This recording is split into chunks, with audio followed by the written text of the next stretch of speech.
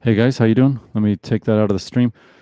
It's been a little while since we've done a live stream. You know, I need a feedback from anyone out there. Is a sound coming through?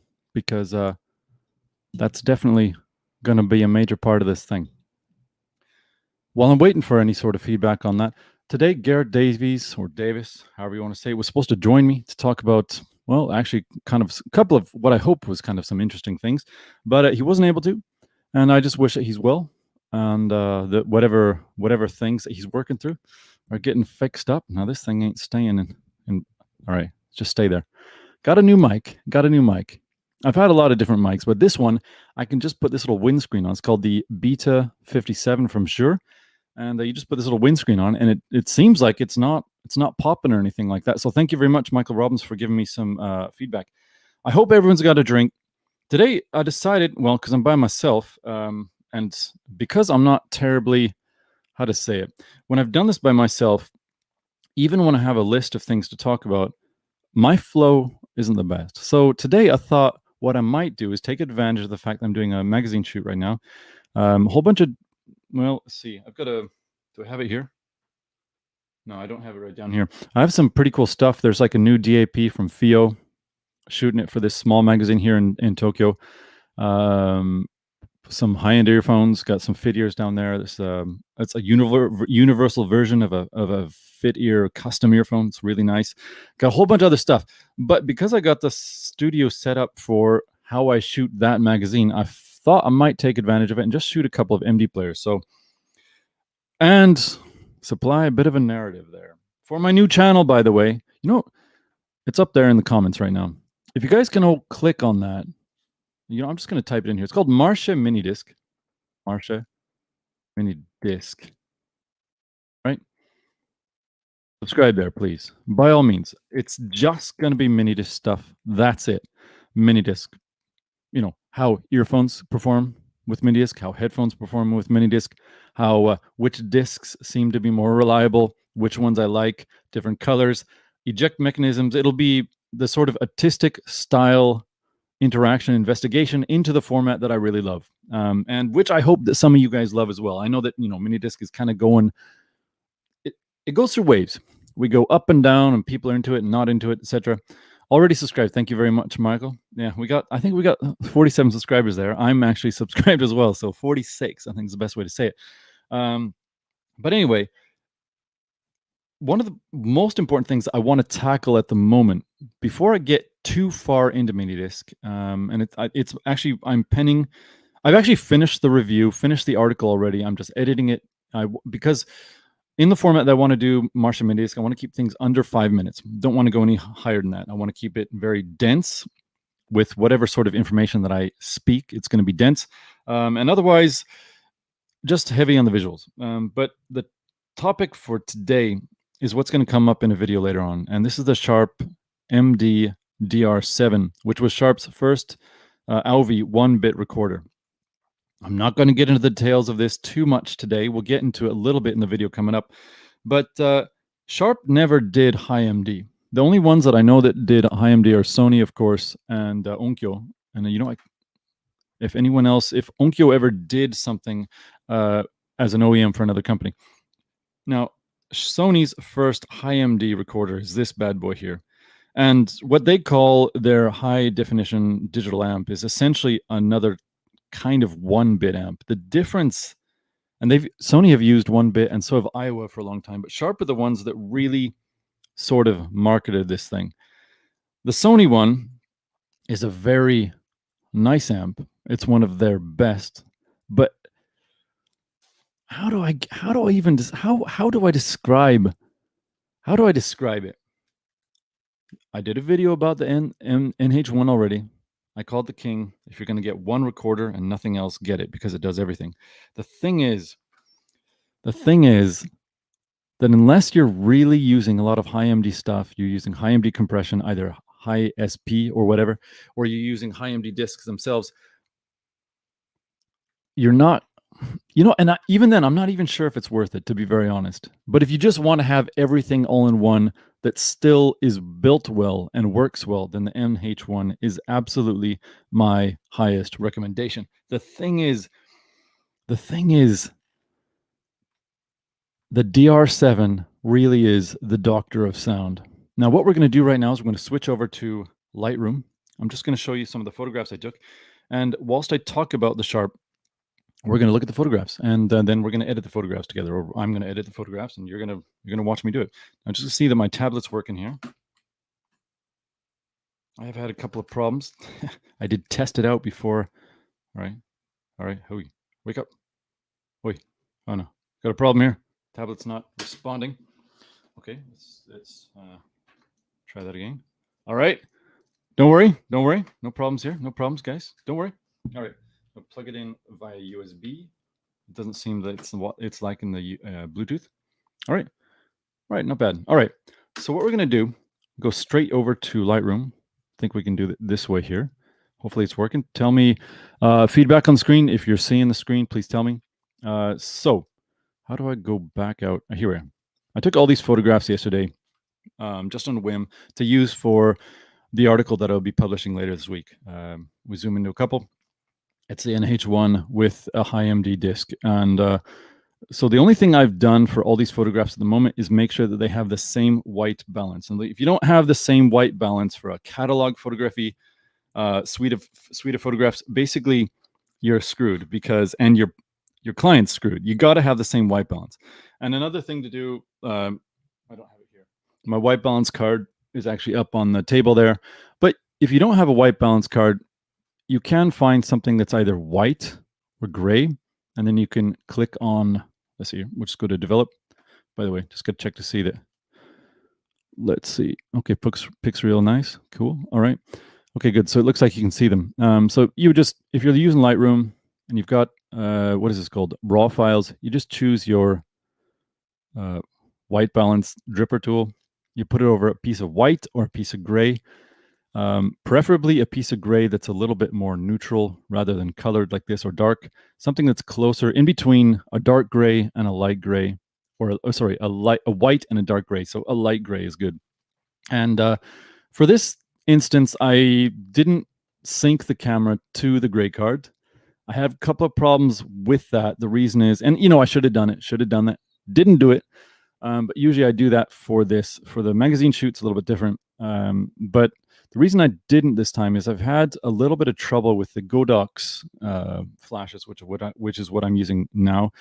Previously, I used Profoto. Never had a problem with light.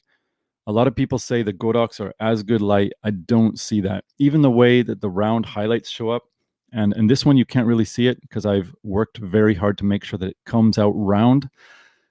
They end up going square even with the stock. Hey, don't twist away on me, man. Even with the stock reflector. And so that's a big problem. But anyway, we're in the Lightroom right here. And what we're going to do is just going to select 2 or 3 photos that I like and that maybe we can just edit for instance, getting rid of dust or whatever. And it doesn't seem that there's a lot of dust in these. But what I'm going to do is I'm going to just apply a rating to any file that I think I might want to use later on. So let's go. I'm just going to look through these here. You know what? We'll go full. Got to get a little closer in than that. Let's get closer in. All right. You know what? We'll do that one because it's closer. We'll just give it a rating of 3. We'll use that later on. Rating of 3. We'll do this one. Okay. Now, see what I've done here is I added a reflector in the second shot. So what we're going to do is we're going to take this shot and the last shot, and we're just going to composite them together. So I will just add in the light from the bottom there.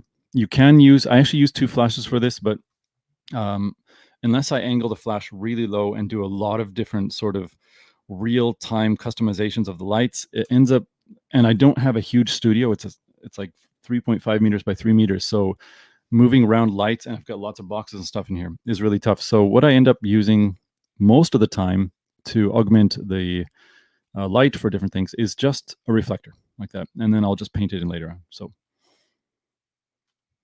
can I use that one? Let me show you what I don't like about this one. What I used is I got a newer strip box. Usually I used a big styrene like you see here on the left, a huge one that's I've got one that's about 1 meter, but it's broken recently, so I need to get a new one. But those ones are really good because they're thick and they diffuse light really well. I would put one of those outside of the box there, so whatever bad shape is coming in through the box won't affect the photograph. But because my styrene reflectors are a little bit small right now, what you're getting is a lot of sort of harsher highlights. And I think most normal people, and some clients, they don't mind that. But personally, I like softer highlights. Yeah, what we're going to do here, we're going to choose this one and this one. And I'm not sure we have much time to do much more than that. But I'll just like this one, showing how the batteries go in the doors here. Like, that is a beautiful, look at that. That is a chunky eject thing on that bad boy, isn't it? Got a mosquito here. Not anymore. All right, you got me. All right. Oh. I love the eject disc on that. Now, for the review, I'm going to use those, but right now we're not going to work on the nice one too. I like that. Difference here. Basement, I like that one better. We're going to go over here, get rid of the rating there. Now, I wanted to maybe, I'm not sure we're going to get enough time to talk about this, but with the Sharp, the biggest problem is always the problem with the Sharps is that you have to work around the fact that they do not do stereo. You cannot use a stereo headphone with them. You just simply can't. So that means that what you got to do is use a balanced connection. And that's just the biggest problem with these bad boys, is that the balanced connection earphones are not that easy to source because they use a 3.5 4-pole connector. Of course, you know this. Some of you guys that are doing the Auvi stuff know this. But if you don't use a 4-pole connector earphone, what's going to happen is you're not going to get any stereo at all. I've talked about this before, but my favorite earphones that have a removable cable and that have been on the market for quite a while are the Sony MD-DR7 Now they're these bad boys here that you see in the photograph there.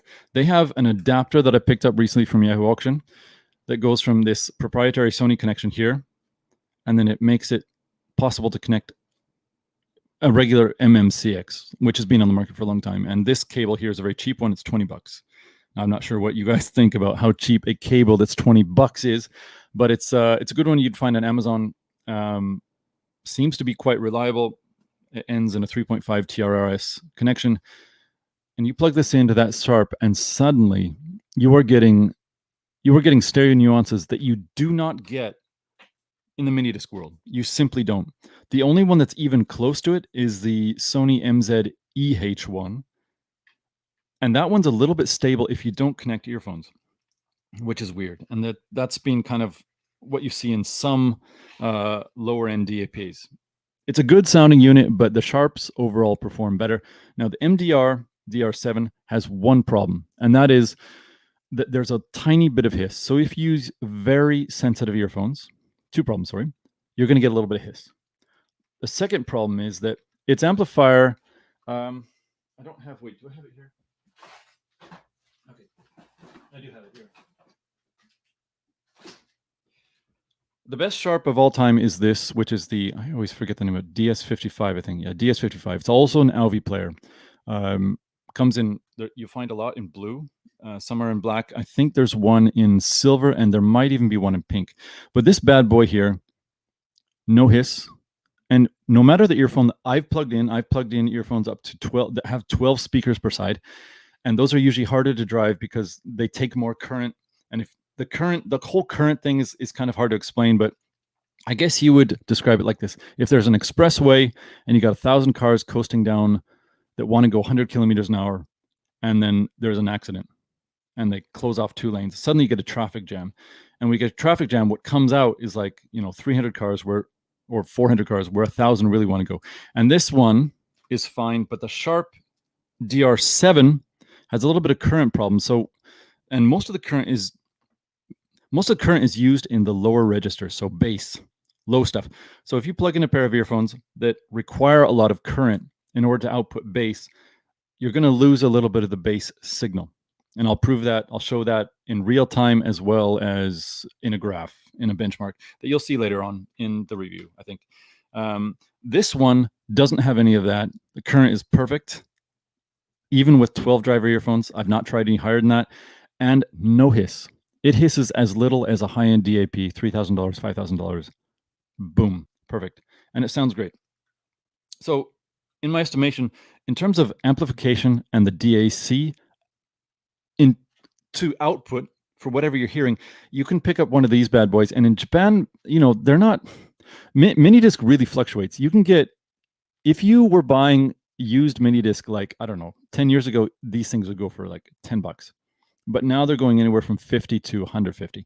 And if you get all the accessories, it might be more than that. This one I think I picked up, they didn't know if it was working or not, and it's not in the best shape, and it works. I think I picked it up for like $30, so I was very lucky. And the Auvi recorder was a little bit more expensive than that. But the point is this thing here, whatever price you get for it is going to, as long as you don't need super high volumes and like you don't need massive headphones, like here, I'll show you. This is a 600 ohm Biodynamic DT880, which I've had for about 10 years. I bought them when I used to live in Korea. They're actually disintegrating. I need to get some new, I need to get new everything for this thing. I'm not sure you can see, I got like black detritus on my fingers from the headbands.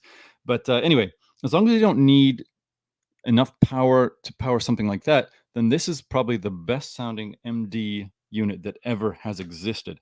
You can get louder than that if you get like the MZ-1 or whatever, but it doesn't sound as good, nowhere near as close. Now I'm going to put this thing back in the box.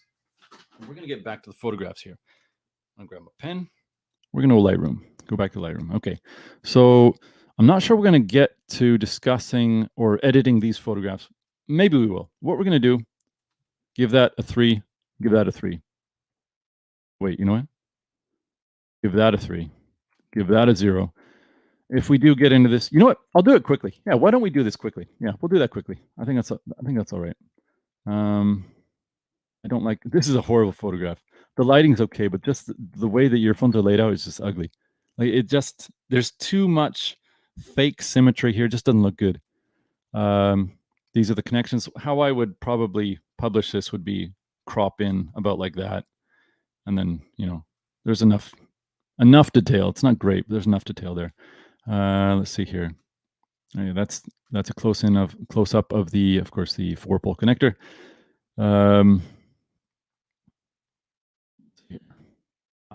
By the way, you know, you might see a lot of these when you're looking at like older style Apple and some companies that copied Apple style advertising photographs. But here, all this is this black line here, and sometimes you'll see it reflected on a hard plastic thing where there's like a hard line, and it's like, wow, how do they get that reflection? It's easy. The thing is, you just need a very straight edge. Basically, anything. It can be clear, it can be black, it can be white.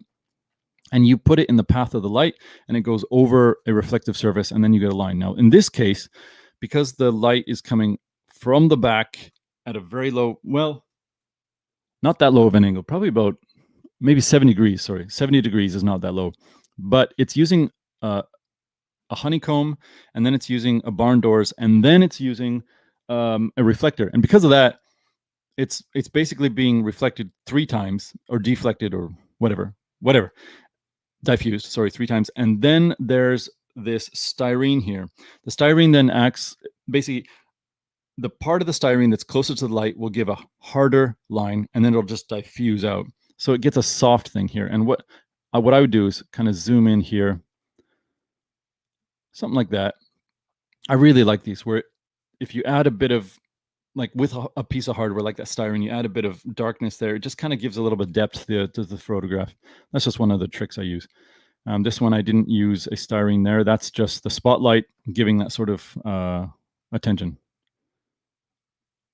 Yeah, it's a good looking player. Okay, all right. Well, let's do this now. Because this wasn't a like, I'm not making money on this photograph. I didn't worry about the highlights. You can see the highlights are clipping there. So let's see if we can just kind of fix that a little bit. I'm going to drag the highlights down just, oof, that's a lot actually. I'm driving it down 50, and we're clipping a bit. Highlights are already clipped anyway. Well, I think that's the highlights. Whatever. Oh, that's the blacks. Well, the blacks are clipping anyway, but that's fine. No problem. Let's see. Canon seem to be this. I'm using a Canon 5D Mark IV. They seem to be pretty good on highlights. I think they were, you know, doing. You could recover highlights pretty well versus Sony's and Nikon's back in the day. I think Sony and Nikon have absolutely caught up by now, so that it's not really benefiting using a Canon at the moment. And because we're going to be editing the photograph, I'm not going to add any sort of sharpness. All I've done here is lowered the highlights and lowered the exposure slightly. What we can do is just sync this photograph and this photograph here, as long as you can see all this stuff here. Let's see here, boom, boom, boom. See here, yeah. We're going to sync that one and that one so that we have all the exact same light settings. And we're taking the Photoshop, blend them, and see how it looks. And we'll do that with the other photographs too. All right, so. You know what? We're going to do one more thing, actually. Wait, are we going to do it? No, we're not going to do it for this one. We're going to do, if we have a photograph that looks good in a single exposure, we're going to try ACR's new super resolution. I've tried it on the, what is it called? Topaz AI, and you could up-res a thing to like 6 times. Now, I have it on the trial on my Mac M1, and it, like a single file, even if you're down-resing or up-resing, took minutes, 10 minutes. I think one of them took about 20 minutes. So I went to eat, and then it's not optimized for M1, very slow. But the results, we'll do a stream about that later, or a video on that later. It's very good. And I don't think the Lightroom is nearly as good. It looks like they only do 2 times up-resing. So the AI might actually be worth it for me to purchase later on. It's $99, although it might be on sale right now, I think. But I have so I have I don't want to, let's not get out off track. Okay, so we're just gonna develop settings, just copy the settings right there, and we're just gonna paste it onto this one here. Boom. That's a little bit dark. All right. All right, it'll work. I think that's going to work out fine. And we're going to save, we're going to just keep track of those ones there. And then the other ones, let's just see what happens when we do the same thing here. Let's give them all the same settings. It could be that that's not the best idea, but let's check it out.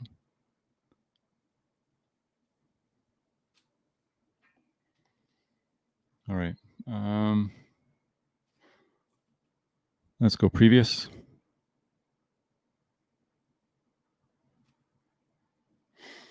I think we can work with that. I like that. Okay, good. All right. All right, guys, we're ready. We're ready. So let's go to the earphones because they'll be the most complicated thing for me to do. I'm not sure how, I don't know how long we're going to do this. I need to answer some questions before let's go. Just a moment. Open as layers in Photoshop. So that'll just put them into the same, I won't have to open up two different things. This will open it up as layers in Photoshop. And then we're going to just share the screen with Photoshop. So I'll have to stop this one here. Just a moment. How can I, let's see here. If anyone's got some questions here. I haven't been looking at the chat. I think we are good. Sounding good. Okay, yep. Thank you, Michael Robbins. You've been doing some good feedback here. I just got my first Sharp Play Recorder SS. Hey, Michael. So you must be on, listen, I'm not on Facebook anymore, so I don't follow that. But you must be on the last users of Minidisc at Reddit.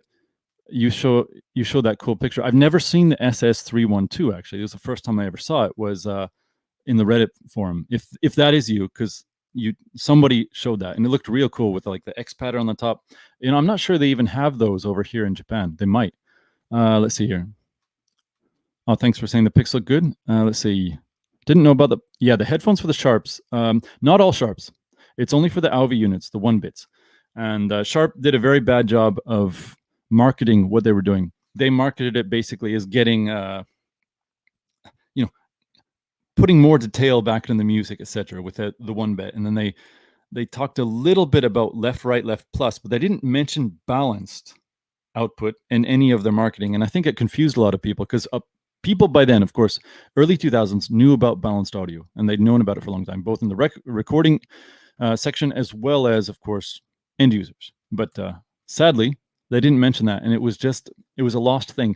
And a lot of people ended up plugging in regular earphones to their Auvis. And sure, it sounds fine because there's low amounts of hiss, but you're going to get so much, you're going to lose so much stereo that you're almost listening to like monaural plus. So that's not cool. Let's see here. So you're doing kind of HDR pick. I'm not doing HDR pick. So what I'm doing here, this is from Michael. What I'm doing here is basically, if you had 5 or 6 lights, you could spotlight each one. You could use a whole bunch of different, what are they called? Flags and stuff to block the light where you need it and to direct the light where you need it.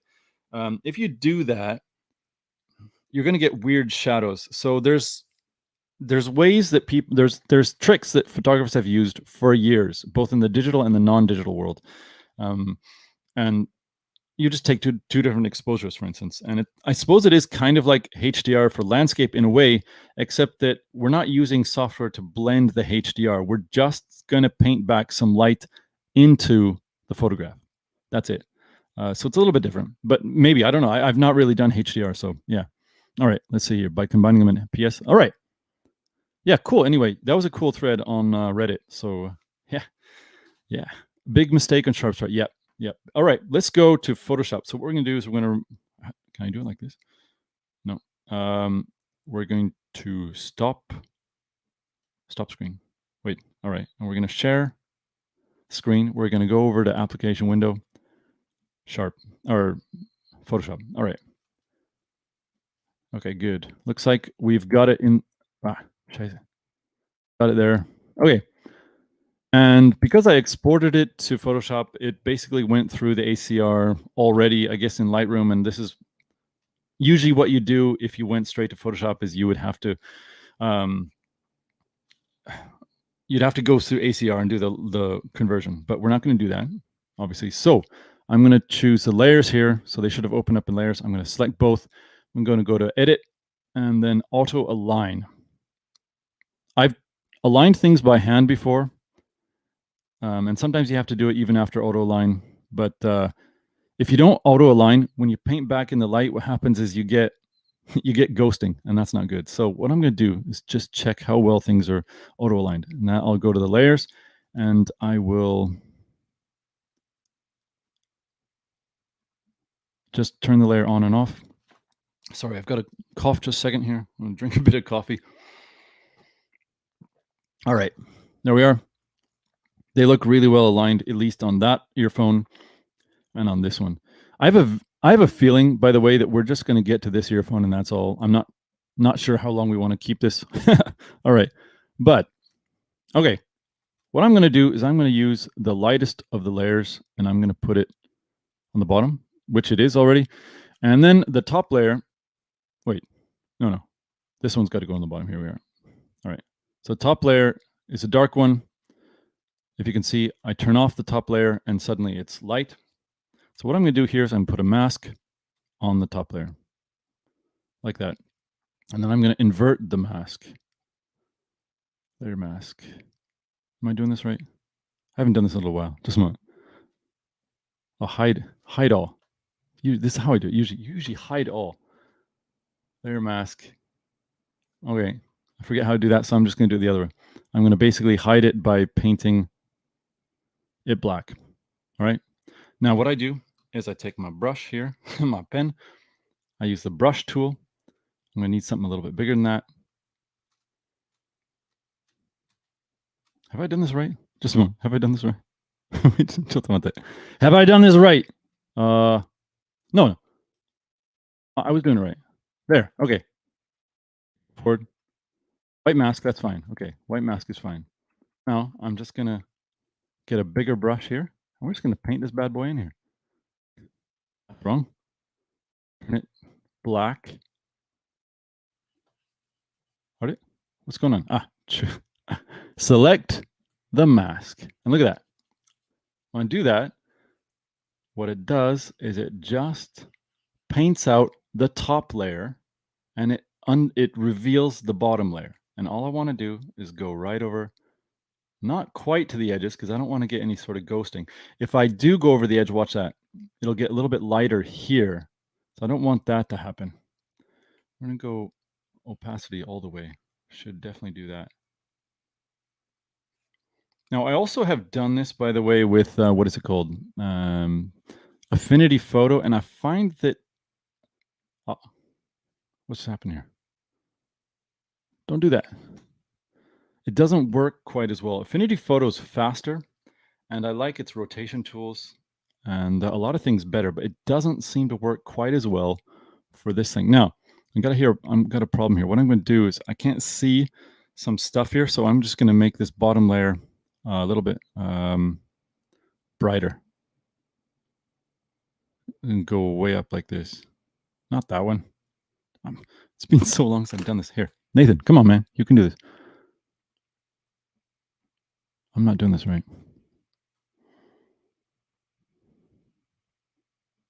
I'm not doing this right. How am I? You know what? Forget that. All right, we're going to guess it. You know what? I haven't done this in so long, man. This sort of thing. I'm showing exactly like, it's getting dark again. No. Sorry. Select the layer again, go back.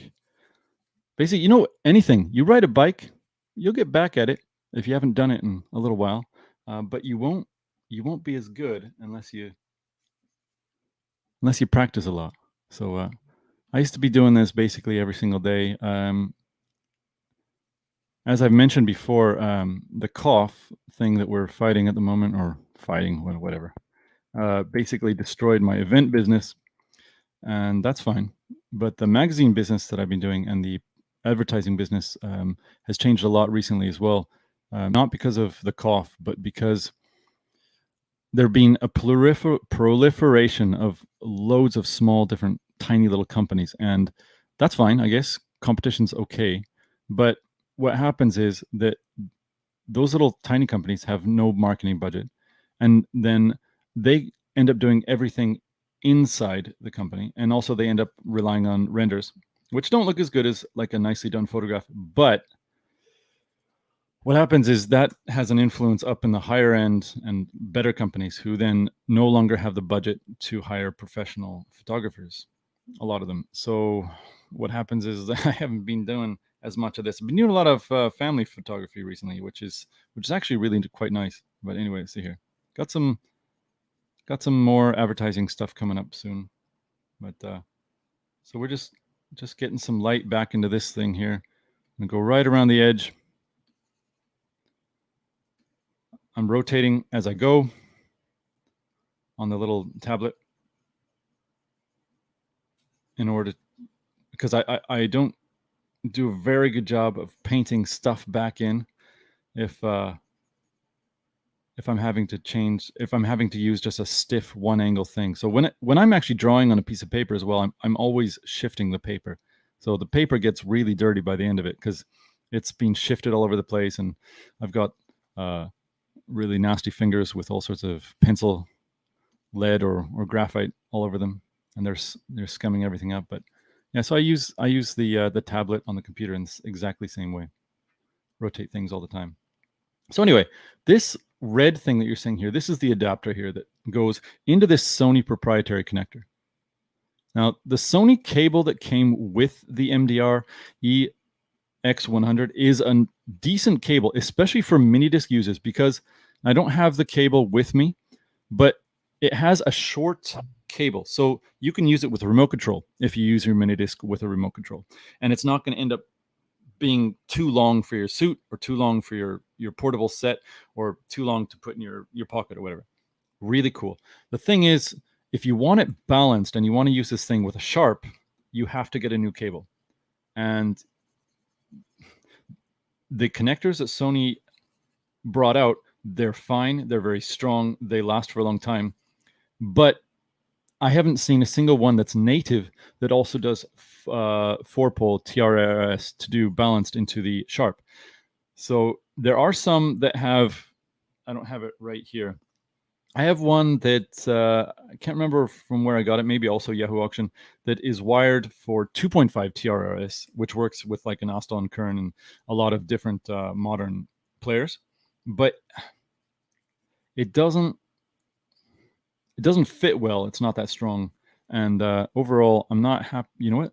That's a little bit blue. That happens with those Godox lights. In this case, let's just see here. Wait. How do I do this? Delete, no. Disable air mask.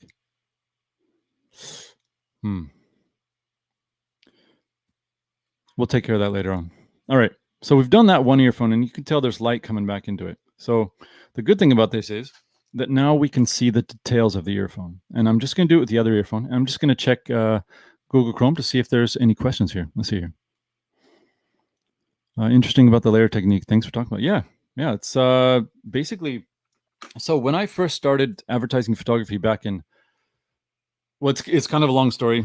I started it in two different sections. In 2007, when I did some stuff for a whiskey, sake refinery, something like that. I don't know what it is, a distillery. And then I did it later on full time from 2014. And in 2014, I relied on using up to 4 lights at once, and just basically flagged everything and made very complicated sets. Now the photographs looked really good. The thing is that it was very, very difficult to ensure that the weird shadows didn't show up. So eventually I ended up having to do some pretty hardcore editing anyway. But let's just get back here. All right, we're just gonna get the light back into this earphone here. Same way, go into the mask and painting right back in. Do I got it? Yeah. Do I got it? What's going on here, man? There we are. All right. Sorry guys, it's like I say, it's been a little while since I've done this. But anyway, by the way, these earphones have been on the market since I think around 2012 or 2011. And a lot of people like them, but a lot of people, as with all things tend to be with Sony, are split. Some people think that they sound too harsh. Some people think that they don't sound harsh enough. And when I say harsh, that's usually in reference to the treble. Some people like a little bit more ring, or they like a little bit more sort of high end, and by high end I mean high frequency sound pressure. I personally think that these are very good. Now, if you use tips like the Complies, which are soft, high density foams, they end up sort of softening the highs a little bit, but also enhancing the lows a little bit. So they sound really good. These ones, as you can tell, are not Complies. These are actually tips from something else. I can't remember where. They come from another box as well. I don't use the native ones. The native ones from Sony, they end up hurting my ears. My skin is a little bit sensitive. So what happens is if I find an earphone with, here you can see this raised ridge here, if it's overly raised or it comes at a weird angle, like for instance, this angle would come a little bit on the fattest part. This one, it looks like the fattest part is just right around here. If it came in the fattest part, that thing would eventually rub my ear and I would get a sore inside my ear. So because of that, I don't tend to use a lot of native earphones. I end up using sort of, or not earphones, but the cushions. In general, I use cushions that are from, third parties that are more comfortable. And for me, sound quality will always be trumped by fit quality. If it doesn't fit good and it hurts, I'm not going to use it. So yeah, sound quality, as important as it is, I like comfort. Now we'll get into this later on in Marche Minidisc, but there's one thing actually where the Sharp is going to lose to the Sony in terms of comfort, and that is this. The Sharp, oh, by the way, before we get into that, if I were a little bit more used to this, like I said, I've not done this in quite a while, I would actually take the pen tool and I would draw an outline around it and then feather it and then change the selection and then paint over very quickly. But I obviously haven't done this in a little while and I'm just kind of a little bit rusty. So we're just going to do it this way. But one thing that is much more comfortable about all high MD players and recorders is that because they have to still advertise 40 seconds of anti-shock memory, they have a huge advantage over the regular MD players that also do 40-second anti-shock memory. And what is that? I mentioned it when Garrett was on several times ago, and he wasn't aware of that. And I understand it's probably not common knowledge because they just say 40 seconds. Well, the 40 seconds have to cover the uncompressed audio stream of PCM. That means 5 times the data, or 4 times or 5 times. I can't remember what it is exactly. But if you play a regular disc in a high MD player, you're not going to get 40 seconds of anti-shock memory. You're going to get 160 to 200 seconds because it's now using the same buffer on a much smaller stream. So if you have, for instance, if you end up using Minidisc, I'll just zoom out so we can look at the Minidisc player here. If you end up using Minidisc on, what is it called? For a bedside rig. Some people do that. I've done it. You put it under your pillow or whatever. You put in some earphones that are comfortable to lay on your side or your back, and you listen on your bedside rig, and you have a player that every 40 seconds rescans the next 40 seconds of music for 10 seconds, like what this one will, and what most 40-second players will do. It means that every 40 seconds, that player is going to spool up, and it's called. Now, some players are louder and some players are quieter. Some of them are loud enough that if the person next to you, either if you sleep in the same room with your kids, we do, or your wife or whatever, or husband, whoever you are, is sensitive, a sensitive sleeper or a light sleeper, what's going to happen is you are going to wake them up possibly. But with a high MD player, because it scans every 160 seconds or every 200 seconds, you're not going to get that loud very often for them. So that's a big benefit at the bedside table. Now, a lot of the Sony ones, the 930, EH930, for instance, that one's pretty loud the way it scans. The EH50, I think, is a little bit quieter. The NH1 is also a little bit quieter. I'm not sure what the difference is between all of them. It could be that there's more hollow. The 930 is actually quite large. Could be there's more hollow inside of it, and that echoes or something like that. I'm not sure. The sharp's a little bit quieter. So that's a big benefit on the bedside table. But then when you're walking, and I don't know how many of you guys actually walk with Minidisc players, but I found if you have loose, like jogging trousers, something like that, you put it in your pocket. And especially if you're using sandals, we're going to do a video on this. We're going to do a video. If you wear sandals that don't absorb the impact of your heel very well, you hit the ground and you have loose trousers on and the MD player is banging around your pocket, 40 seconds may not be enough for a regular player. In fact, I have used several different players that advertise as 40 seconds that will eventually jump or skip whilst I'm walking. And I have to walk around 3 minutes to go to throw the garbage away every day. So I take my MD player, and this is how I discovered this. But with a high MD player, I've never once, using the same sandals, using the same baggy trousers, ever had anything skip. Now, if you wear tighter trousers or you have shoes on that absorb the impact of your heels, no problem at all. But yeah, that is a big benefit, and one that you cannot be overlooked for high Minidisc. Absolutely. Let's see if there's any comments here. Let's see. Nothing new. All right, cool. Go back down to this bad boy here. Oh.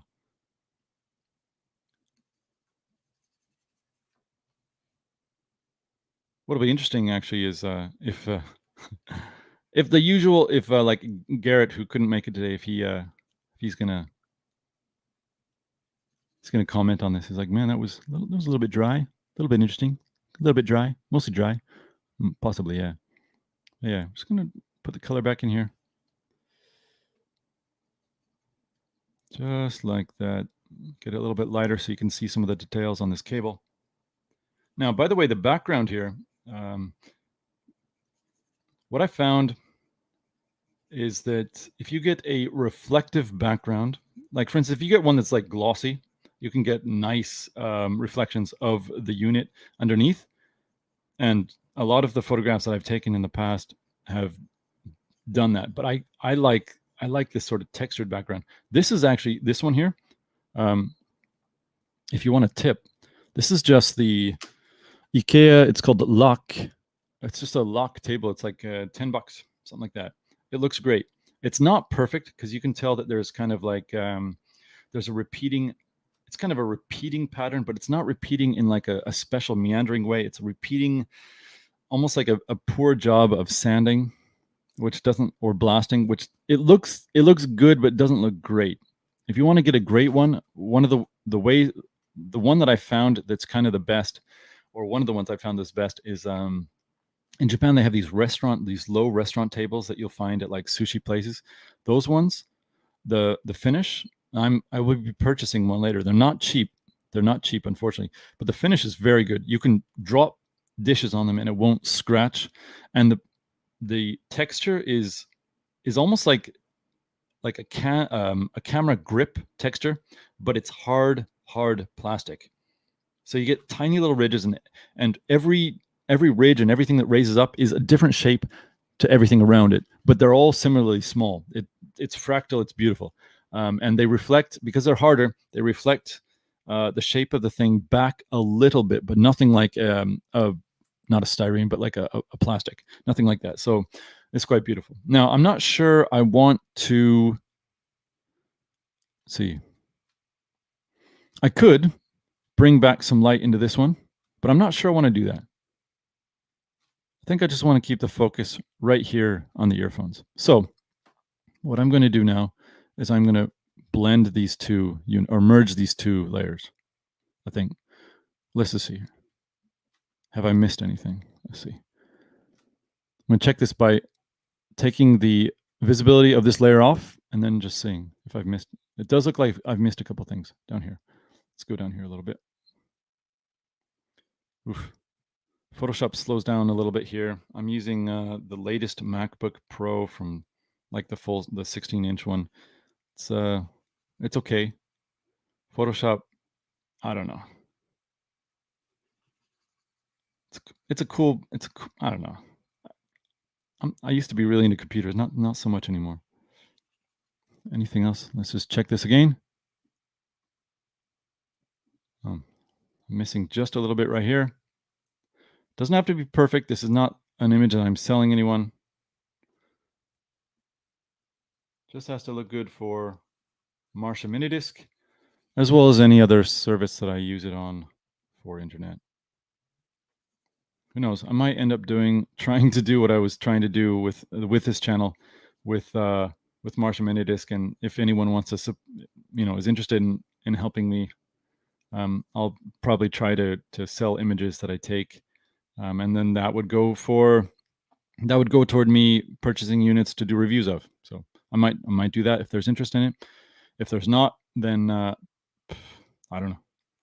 Don't have to worry about advertising or monetizing this channel or that channel. But please, if you subscribe, I want to get this thing going on Odyssey as well. If any of you guys use Odyssey is pretty cool. It loads faster. You don't have to have your screen on in order to hear or listen to a video. So you can use it kind of as like a podcast style video system. They do live streaming if you're popular, I guess. I'm not, so that's all right. All right. So I think that's all right. I'm just going to merge the layers now. They look good. Go down like that. So I've got 2 layers. Now they're 1. And I've brought back the color into the earphones. I noticed one problem here. This reflector's still here. Can't take that out because I noticed that both of the images have the reflector. So I'm just going to save this image here. And then we're going to try to find another image and just clone out that reflector. So that's another thing. I wasn't doing this as an advertising image, so I was just kind of quickly just putting things together. I took, usually a single image for me, setting up earphones, because with cables, etc., they're quite complicated. And I wouldn't usually, see here, I wouldn't usually have this earphone cable and this earphone be so divergent. I don't like that they're straddling the corner there. There's usually a whole bunch of things I would do that would be different. Well, let's see here. Let's try to find I'm going back. I'll just be in Lightroom for just a second here. Let's hide this here. Wait, how do you do that? All right. Any questions at the moment? Let me take a sip of coffee. We only got 1 guy listening right now. Is this still Michael? We had up to 6. Where'd everyone go?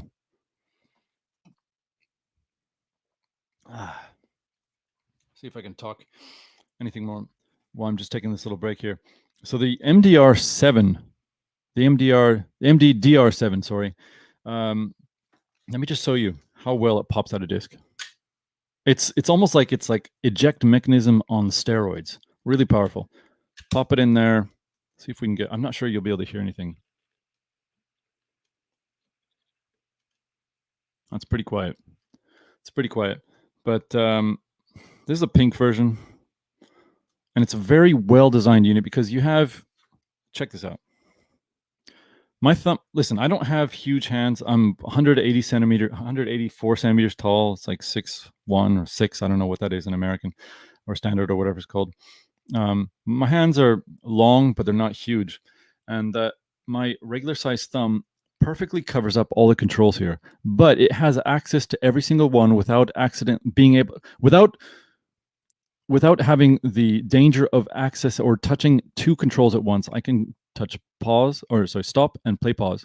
I can go down to track forward and track back, or back and track forward. I can access the menu, display, etc. easily, all from 1 thumb. And then right in the corner are the volumes. Now, Sharp has made a lot of mistakes with design because it seems to be that a lot of their older players focused on looking cool, and their OEMs did the same thing.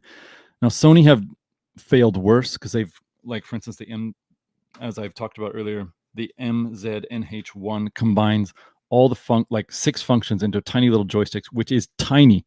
Very hard to select one function unless you have nails or you have very small hands. But the Sharp, once they started getting into the Auvi, most of their units started to have very good and discrete and easy to control layouts, which I can really basically endlessly praise. So that is very, very helpful and very good. Yeah.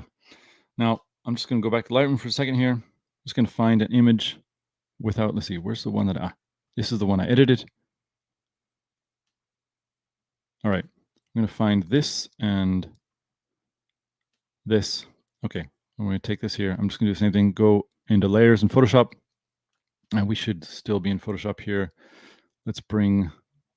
All right. Wait, what? let's close.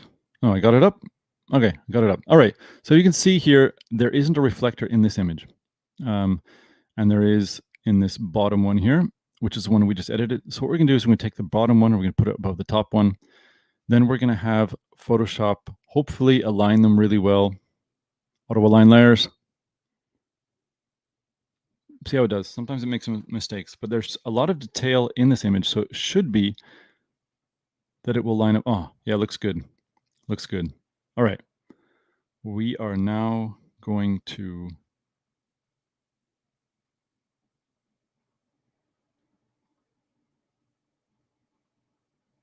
All right. We're going to do it. So what we're going to do here, we'll take the top one.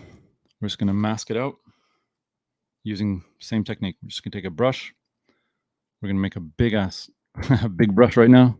We're going to paint out bottom. Ah, shoot. The light's different. Can't do it that way. You can. Now you have a problem, Nathan. Wait. If you go back to Lightroom, oh man, this is what happens when you wait, did I do this right? Just a second. You know what? I think I used the wrong one. Sorry guys. Don't worry. Don't worry. Okay, I figured it out. All right. I'm gonna close that image. Did it wrong. Sometimes people make mistakes.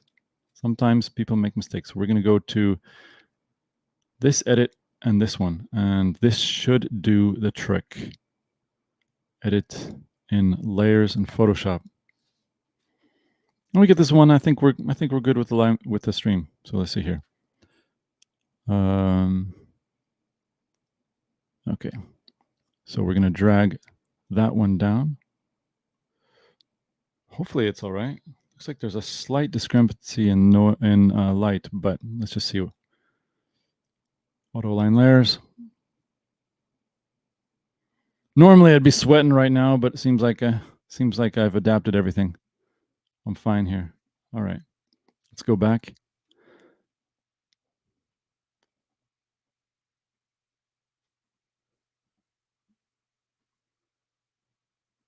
Looks like this one's just slightly bright. So see if we can bring it up just. All right. Pardon me, guys. That's too much. That's way too much. Ah. Delete that. Try that again. Yep. Adjustments. Wait, which one's the brighter one? Let's see here. Since I started to use the MacBook Pro, the screen is so much smaller that we're gonna bring it down a little bit. That's what we're gonna do.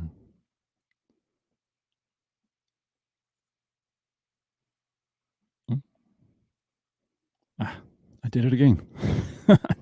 Sorry, guys.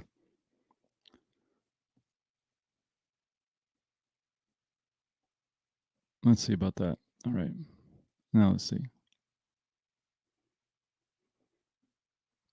That might be it. We'll just see. See if we can do that here. All right. I'll put this here and see if we've got it. No, that's not it. I keep doing that, man. This image goes on the top. This image goes here. Merge those.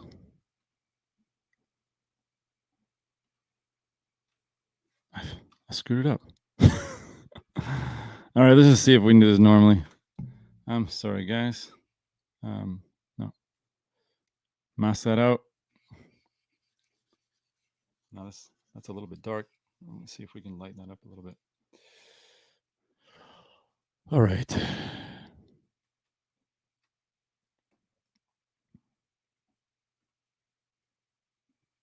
A little embarrassing. A little embarrassing here.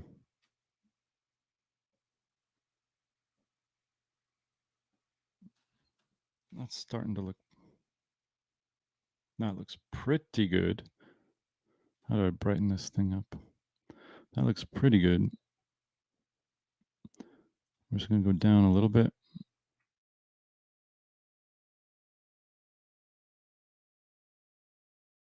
think we found a good happy medium there. All right, good. All right, that ain't so bad. That ain't so bad. I'm not unhappy with that.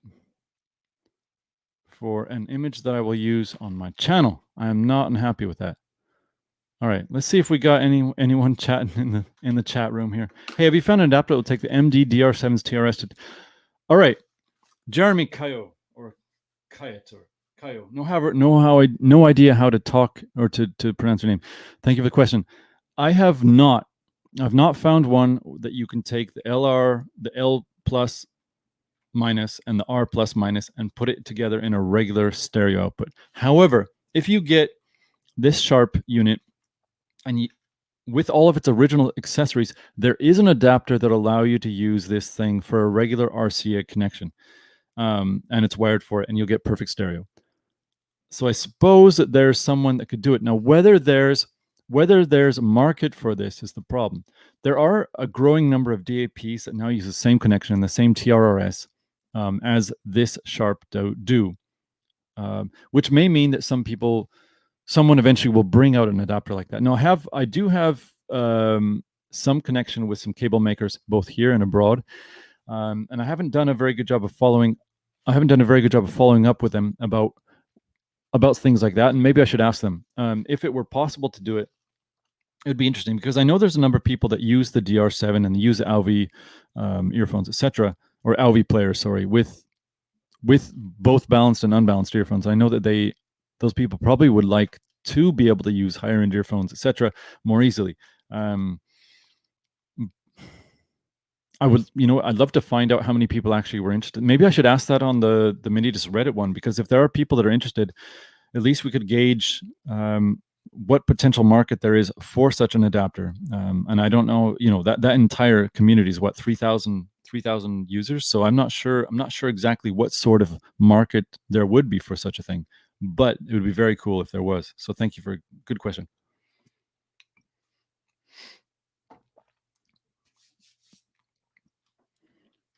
All right, let's save that image. Let's do this. Photoshop, I'm gonna save it. We're gonna merge all this stuff here.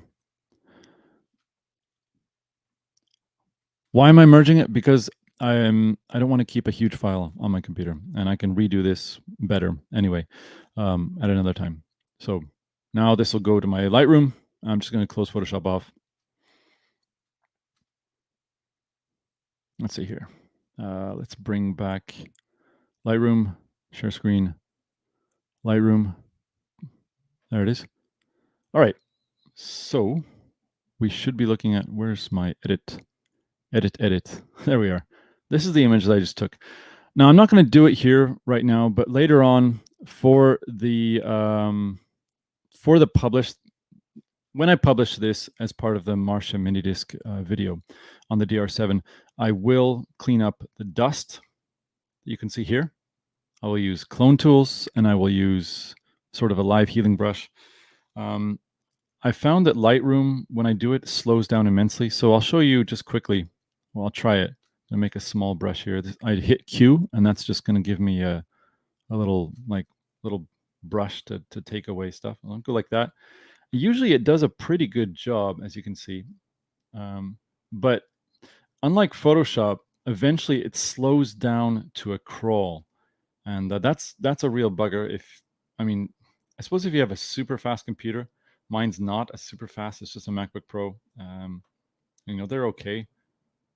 But yeah, and it's funny. Sometimes it does a better job than Photoshop does, and sometimes it doesn't. But I don't have the clone stamp tools, as far as I know, in Lightroom. And because of that, there's some stuff that I cannot do in it. Well, that worked. It's funny. What's amazing with Lightroom, it seems that it does a better job of approximating nearby colors, even if you sample from a faraway place. So I do like that about Lightroom, and I try to do, if there's edits like what I've just done that I can do large ones, then I do it in Lightroom, and then I do the fine stuff over in Photoshop. So, and you have to do that with dust. Normally with these earbuds, what I would do is I have a tiny little thing of water, and I do use rubber gloves, and I take the rubber glove and I take a tiny bit of water, and then I just rub off the earphone. Now that's for advertising stuff. Again, should I have done it for this? Because that would save me later on 20 minutes of work. Yeah, I should have done it. But when I was taking this, it was basically time to go to bed, and I was like, I'm done with it. And this is not, I'm not getting paid for this. So I shortcutted myself. Is there any other tricks I can tell you about how I generally photograph stuff? Generally I try to get everything right in camera. The thing is with when you don't have the perfect light, or it's very complicated to get the perfect light for something small like this, just adding in a reflector is my favorite way of doing it, and then putting the two images together. It's quick and it's very reliable. Problem with the reflector is, depending on the reflector you use, it does change the balance of the light. Now, I've basically used these reflectors for years, and my camera setup is set up to do good with those lights, with those reflectors. And again, with the Godox, if you can tell that there's a blue cast here, and I'm going to have to fix that later on. It's not a big problem. All right. The last thing I would like to do, let's see, I'm just going to rate this thing so I know what it is. Set rating to 5. Normally what I would do is, here, you know what? Go back to the library, show you what I do. So that's the raw files. What I'm going to do here is just create a new file, and I'm going to go publish. So that file, where is it? Go back a second here. How do I, bloody thing is. Where's the rating? Let's see the rating. What's it? I can move that. Cool. All right. So this is the file that I just took. I'm just going to drag that into publish like that. And then that's that.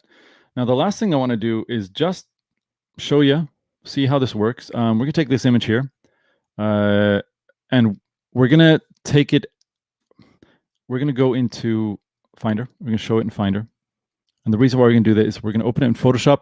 This is a raw file without any edits, I think. And we're going to try to open it up in Photoshop, and we're going to see if the Photoshop super resolution brings back, well, makes it able to print better or bigger or whatever. So let's see what we can do here. It's the last thing we're doing. Then we're going to see if there's any more questions, and we're just going to bug off. If you do guys have some questions right now, please ask them so that we can work on this. All right, or get them up. Let's see here. We have to share a new screen here. So move that, I think, and now add. I'm working on this, guys. Share screen, application window, Photoshop. Oh, camera raw. We go to camera raw here. That's what we want. All right. So we're in camera raw here. Photoshop. It's weird. I'm trying to figure out what's what. All right. So as you can tell, the highlights are jumpy on this and all that. That's because this file is not the Photoshop, or say the Lightroom edited file. So maybe what I'll try to do is lower the exposure to match the Lightroom just quick. What do I have in developed settings here? -50 and -40. All right, -50, -40. All right, let's see here. And let's see, and this one is 2. And then -50, -0.5 and -0.4. Wait, no, that's not it. That's exposure. It's 0.4. I'm just going to double check that I've got the settings right there. Yep, there we are. Okay. And now we go back. I'm not good at this. All right. So that's more like what I wanted. Now check this out. If you, in ACR, which is Adobe Camera Raw, you right click on the image and you go down to enhance. This is what we want to do here. If I click on super resolution, also, by the way, raw details, I don't know what that does.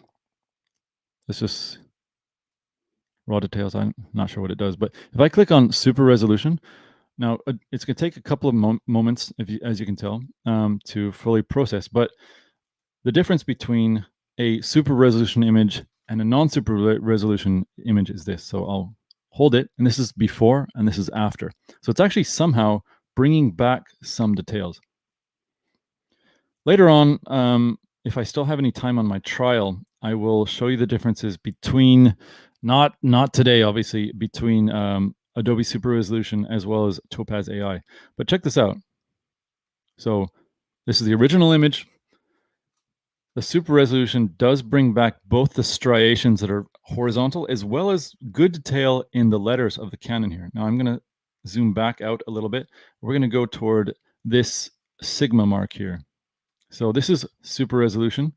This is before. Now it almost looks like some sort of like bilinear filtering that you get on emulation games, where you take an old game from the 90s and then you bump it up to higher resolution with some sort of like twisting of the pixel or something like that. So that's kind of a little bit awkward looking, but at the same time, that could be printed and you'd have no problems with that. So I'm actually pretty impressed with that. I think the AI, probably the Topaz AI, is better. Let's go over to the Sony. Let's find a good detail. Let's go down here. Okay, so this is before and all right. That's this before and after. It doesn't seem that different. Hopefully this is showing up, by the way. Oh, it's not showing up. Oh man, that's not cool. All right, well, you know what? We're just going to enhance it, and then we're going to save it. Let's see. I think I just open as normal. I think I've done it. Have I done it? Apply changes in this. No. Open image. Okay, so it's processing. Hopefully this works, and then I'll bring it back to Lightroom, and I'll just show you the differences between the two. I'm not going to do anything more. So this should be the enhanced. It looks like I can zoom in quite a long ways. Yeah, this is the enhanced version. So now what I'm just going to do here is save this thing, and hopefully this will go right back. Okay, I'm going to put in the blog scratch at the moment here. Just a moment, guys. Marche Minidisc. No, that's not it. MD-DR7 Super Resolution. All right. I'm going to bring this into Lightroom, and we'll just show you the two back to back. And if you got any questions, then we'll just talk about that. If you don't, then we'll call this quits for today. All right. So we got this. We got this going here. Oh, I lost the share screen. Sorry, guys, man. Okay, share screen, application window. Let's go to Lightroom. All right, share. All right, so we got that. We're going to take this one and we're going to put this one also in publish, just to kind of give a back and forth showing what it looks like next to its super resolution partner. So we go into YouTube, Marche Minidisc, 2021, April. You guys are going to hack me. All right. Lightroom. And let's take this to, right, destination. Well, not Disneyland. Don't look at my family photos, guys. Don't do that. Still life, gear, Minidisc versus, here we are. Let's take it into publish. All right. That should be it. All right, so publish. All right, good. Good. It's actually looks like it's working. I don't know what this exclamation point is here. All right, if we take that and then this image and we do a compare with them, hopefully, by the way, you guys can see what's going on here too. Let's just see. Is this showing up on the screen? All right, let's see here. Let's zoom in. It's probably going to be processor and heavy. I'm not sure it's going to show. Is it? I'm not seeing much difference there. What happened here, man? Or is it still? So one of these should be a massive file. What's going on? I was expecting a little bit more here. Maybe I didn't do a good job saving it or whatever. It looks the same to me, actually. That means I failed somehow, maybe. Okay, well, looks like I didn't do.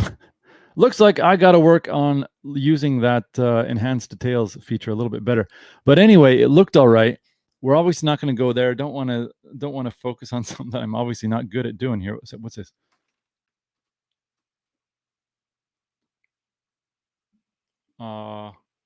Overwrite, whatever. I don't know. It's weird. Why does that? I'm just gonna check on this for a second here. Why is it not going all the way in? Why is it not? You know what? Fine. That didn't work. It sure doesn't seem to work. View, lock zoom position.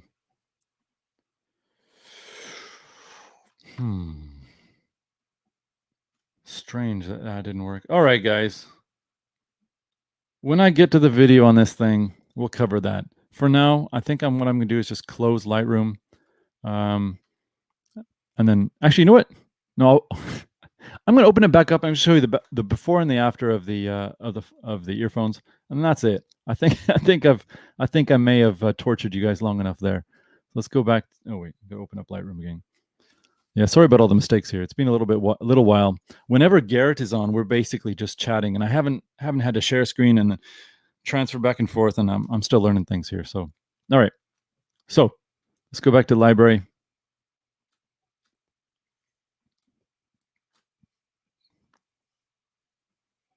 All right, raw. So the files that we should be focusing on here are let's edit. That's a CR2. All right.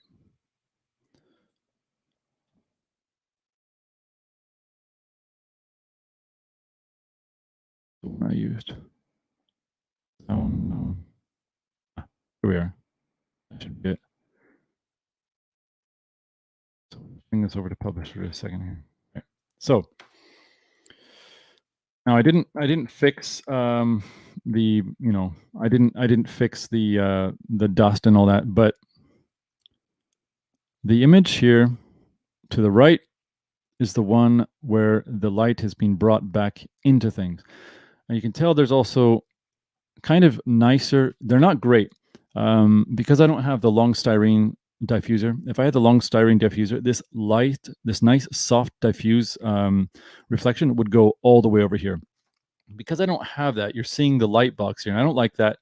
Some people don't mind that sort of thing, but the purpose of today is just to show you how I'm bringing back light without raising the shadows and doing all that sort of thing and introducing noise. So it's just a way that it's a method I've used for years, basically. And again, later on, we're having a little bit of problem with the blue coming in here, but that's something that, you know, I wouldn't focus so much on if I'm just doing a non-advertising photograph. But yeah, getting lots of details back in here just by using a reflector and then painting that back in. And that's just a method that a lot of us use, actually. I'm not sure how. Oh wait, I didn't. I didn't. Here we are. Let's share that. Sorry, guys. All right. I wasn't sharing the screen. Yeah. So the one on the right is the one that we just worked on. The one on the left is the original. So you're getting a lot of these details back in. The one on the left, because it actually had a nice reflector over it, some of the reflections are a little bit nice and softer. Again, if I were doing this advertising, I would have a big reflector here that would cover all that stuff, and you wouldn't get any sort of harsh reflections. But I didn't, and that's what you can see right here on the right. This is the one that we worked on, and this is the previous one. And yeah, the reflections are softer in the previous one, and that's the one thing that I wish I had sort of done differently, is that I had a large reflector, but I don't have one at the moment, and I don't need one for the current shoot that I'm doing. So there's also some, what is this, like purple fringing or something like that, that can be fixed. This was taken with just the STM Canon 24-105, the old one. It's not from the EF or the RF, sorry, it's from the EF. It's a very good lens, but it's not perfect. And I can fix those things in Lightroom. But yeah, so this is the problem here I was talking about on this one. So on the enhanced image, or not the enhanced, but the one where I've brought back the details, what you have here on the left is you have a nice smaller reflector diffusing the light, the harsh light, which is this soft box that you see. And if I had a larger one, this part would also be soft, and this would just be a beautiful, soft, but contrasty image. And I don't have it, and that's fine. No, normally after this, you know, if I get rid of all the dust, I might do something like bump up the contrast, and then I might enhance the sort of spotlight feel that you see there, where you have it lighter here. I might just add a small gradation around the side, and then that's it for like a magazine. For advertising, everything would be done differently. But yeah, for magazine, this is how I'd shoot it if I have to combine two images, and I usually do. And I usually have a rule: if it takes me longer than 5 minutes to edit a photograph, it's kind of iffy if it's worth it. Now, normally when I'm doing this, I would actually be able to do what we did right today in around 7 minutes, 5 to 7 minutes. Today, obviously, it took me a little bit longer. I was focused on sharing screen and all that. But yeah, so if it takes about 5 minutes, then I find it worth it doing it. If it's not, then I'll try to find another way to do it. But yeah, anyway, let's go back to the chat, see if there's any questions here. Let's see. I think I've read you burn an audio CD, you burn audio to CDR with track. This is from Jeremy Kayo or Kayat. I don't know. I think I've read you burn audio CD to CDR with track titles and then transfer to MD via optical real time. Does your setup transfer the track titles to MD? If yes, what cable do you use for that? No, it doesn't. If you have a CD text capable Sony CD player and you have a CD text capable Sony portable recorder or deck, you can do that with an extension. It's not just a regular optical cable. You need an extension. It actually plugs into the remote, I think, if I remember correctly. I've never used one. A friend of mine back in Sweden had one. He didn't really know how to use it, but we all had CDs. We've all burned CDRs with text information in them, and then it didn't transfer. So that's kind of a problem. However, hopefully you're still listening to this.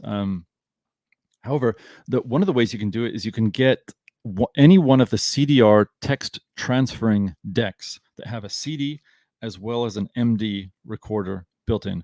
I think the Sony MD-DR7, I'm getting the name wrong, is one. Denon made a couple of them. I had one. I never did a review of it. I should have done that. I have a video showing how it works. I might publish that later on, but it's called I think it's called the CM 2000 or something like that, 2002. Tascam, I think, have one that does that. Sharp, I don't think have any that do that, although I could be wrong. And Onkyo, I'm not sure if they have any. But all that, the decks that I have, I've got one here. It's a Sony MDS-JE780. I have a Sharp. I always forget the name of this. Just a moment. SDVH90 does SA. It does Super Audio CD. It does Minidisc. It's a 1-bit. I've got an Onkyo down there, and I've got an Onkyo down. I think I've got like a total of 5 decks that we'll be covering eventually. None of them at the moment transfer any of that information. So what I do typically is, since I no longer have those decks that transfer the information, is if I have an album that has gapless music, then I won't use something like NetMD, and I won't use WebMD, or I won't use Platinum MD, which is 2 pieces of software. One is just through the net. WebMD, we have a live stream couple of months ago. It was very good with Stefano Brilli. He's the author of it. You just drag and drop stuff there, plug it into your NetMD, and everything transfers over. But gaps will be there. So if you have a CD that has no gaps, I'll make a CDR or a CDRW, put it in the Onkyo, and then I'll put in MD and have it record in 1 or 2 times speed, and then I'll get all the tracks perfectly there with gapless. But then the track marks, I might take the CD then to my NetMD player, plug in a keyboard, and then type in all the tracks. That seems the best way that I've done it in the current day. Back in the day, it would just be optical transfer and use that little remote, and it actually, there's a magic to doing it that way. Listening to the album, one of the things back when I was using those little portable remotes on my MZ-R37, I was borrowing like a R50 remote, which works really good for titling on R37. I got pretty good at titling, and my goal was always to get the title, all the title information, all the album information, all the artist information, etc., and everything else that I might want to put into it before the track ended. Now, that doesn't mean I'm not doing every single track before the track ended, but sometimes the information is kind of long, and so the goal was to get everything done before the track ended so that I could listen to the next track and then title it in real time. And I got good at that, but it is easier using a keyboard, and I bought specifically a PS2 keyboard in order to use, I think, OS2 or PS2 keyboard to use on the Sony. I went to the dollar shop and there was one for $1. It was horrible shape. Took out all the keys, cleaned them with alcohol, etc., and it worked really well. Yeah. So, yeah, gapless. You can't use WebMD or Platinum. You have to have a CD You can also record. Some people do this. They record straight through a single track and then add track marks at the end. And evidently, that's what gapless decks will actually do behind the scenes. You're not seeing them do that, but that's how they do it. So yeah, but yeah, gapless is one of the reasons I got into Minidisc was because they natively did gapless. By the way, cheers. And when I eventually picked up an Apple iPod, at the time they didn't do gapless, and that was really a step back.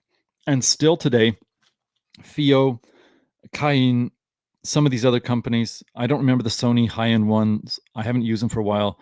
They don't perfectly do gapless. The only DAP that I've used that perfectly does gapless every single time is an iPod or an iPhone. Now, say what you want about them. I actually like them quite a bit. I've got no problems with them. They work. They're not as fun to use as MD, and you're not going to get balance out of them without using some sort of external adapter or whatever. And they're not as fun to use. And as when Garrett is here and we're chatting, someone's always tracking what you're doing. In other words, iTunes is tracking how many times you're playing that song. I'm sure that information somehow gets back to Apple, whatever, but MD doesn't happen. So that's cool. Any more questions, ladies and gents? I got to apologize for being a little bit, I thought I was organized, but I wasn't that good at making sure that all the elements of this, getting this screen up at the right time and then getting that piece of software not to crash or whatever. And of course I had the color problem, and because I haven't done a lot of this recently, I'm kind of losing my bicycle legs, so to speak. Hopefully we'll be able to get this working perfectly or better in the future. There are 3 people watching. It's not bad. Could be better. Thank you guys very much. But if you got any questions, please, I'm gonna stay up here until this beer is done. If you want, I'll show you the might as well, yeah. What we can do here. Let's see here. Showed you the MD. What we're gonna do here, just kind of off topic a little bit. Magazines. Let's go here. The last day for this magazine shoot I was doing. I don't even know this brand of earphones. They're quite ugly. Don't tell that to the magazine. So this is cool here. Same setup, light setup here. Got the spotlight. It's a different background, but check that out. These things are so shiny. This case here is reflecting right there. I don't know if these, I'm not even going to try them. You know what? I get a lot of earphones in here and some DAPs, etc. Sometimes high-end speakers and headphones. And while I want to try all of them out, I simply will not try all of them out because some of them just don't interest me and some of them are just so ugly. And why would you want on the side of your head to have this like rabbit looking thing? I don't know. It's just I'm not gonna say it's not degenerate, but it's ugly, Anyway, that's a cool case, I guess. But let's see here. This is the new Fio. I'll move this out of the way here. Here I'll tell you guys another trick. So if you want to show the screen of a player or a phone at the same time, and you're using, I use flash photography. I don't use continuous lights. So what you got to do is you take your photograph here of the unit, and then what you do is you just, like what we just did, you put that together with a long exposure. There's a 4-second exposure, I believe. You combine them. You just take this screen and you put it on that one. That's the easiest way to do it. The best way to do that would be with a pen tool rather than painting it in. You'll have some problems with that. Let's see if I can get. There's actually some. This Fio has some cool elements here. I'm sure we can get it. I like the look of this. The power button on this thing is actually pretty cool. Let's see here. Look at that. Look at that glow there. That's cool stuff, man. That looks cool. That looks cool. I like that.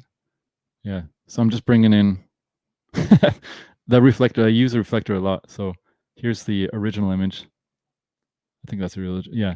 And it's dark. I'm just trying to get the screen. And then I'm getting the body.